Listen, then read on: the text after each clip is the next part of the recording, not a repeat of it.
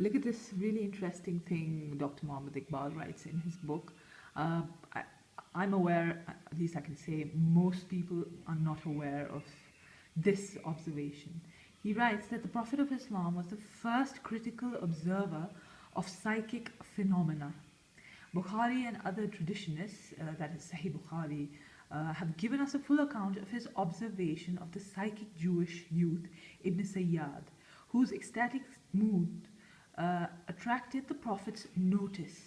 So this is the guy, if you remember, the Prophet ﷺ suspected that he would be Dajjal. So there's something really deep about the false Messiah and a different type of consciousness, which is mystic consciousness, psychic phenomena. He tested him, the Prophet ﷺ tested him, questioned him, and examined him in his various moods. Once he hid himself, that's the Prophet ﷺ literally, as like a keen observer wanting to understand what this kind of consciousness is, he hid himself behind the stem of a tree to listen to his muttering. So he used to sort of talk to himself, and that the Prophet ﷺ found that very amusing, interesting. He wanted to know what he's saying.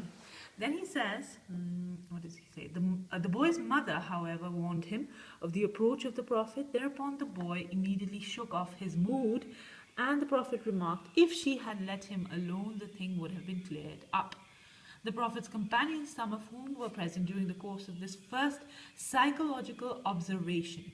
Very important, statement from Dr. Muhammad Iqbal, quoting this as the first psychological observation in the history of Islam. And even later traditionists who took good care to record this important fact entirely misunderstood the significance of his attitude and interpreted it in their own innocent manner. So very interesting, statements from Dr. Muhammad Iqbal in his reconstruction.